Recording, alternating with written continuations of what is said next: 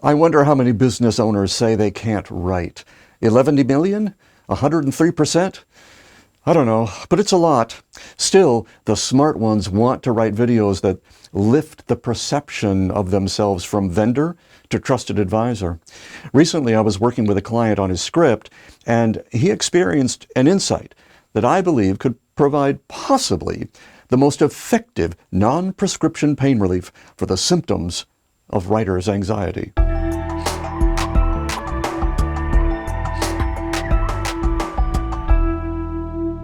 What if there was a nearly instant way to make your audience feel like you knew them through and through, that you fully understood their problems, their frustrations, and their aspirations?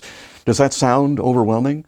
I get it. After all, we're told to be very careful about marketing language, but that just makes us insecure about writing anything. So in working with this client on a script, we got momentarily stuck on the introduction, and I thought you might find our solution helpful. So we're constantly taught to keep jargon out of our writing because normal people won't understand it. Like if you're a doctor talking to a patient, you might tell them that chlamydia pneumonia traveling along the olfactory nerve to the brain stimulates deposits of amyloid beta protein, when what you could have said was, don't pick your nose or you could get Alzheimer's disease.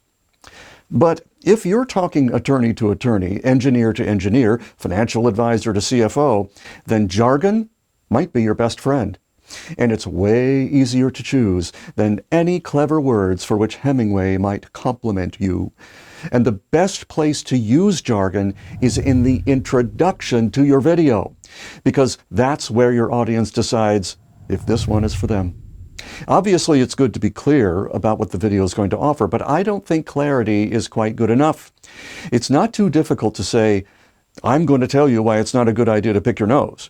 There's no stakes implied. There's no curiosity being aroused. And in this case, there's the ick factor. The viewer doesn't have any investment in the topic. He doesn't viscerally feel the problem. On the other hand, if he feels like this is his problem, one with high stakes, maybe that you've suffered through, or at least your patient has, that you have a solution that only you and he can fully appreciate, and on top of all that, you add a spoonful of curiosity or suspense and do it all in under 30 seconds, well, then you've got a winner. But it's not as difficult as it sounds. Let me give you an example. Imagine that in this alternate universe, you are known far and wide as a corporate trainer's trainer. Your video is about the problems some trainers have in making the learning stick. Your introduction might go something like this. There's a secret anxiety we trainers experience that no one else in business quite understands. Every new client tells me about their problems getting people to remember concepts. If your success is tied to your retention ratio, maybe it's time to try something different. Flip the script? How about flip the classroom? Now, flip the classroom may just sound like gobbledygook to you or me, but it means something very specific to a trainer.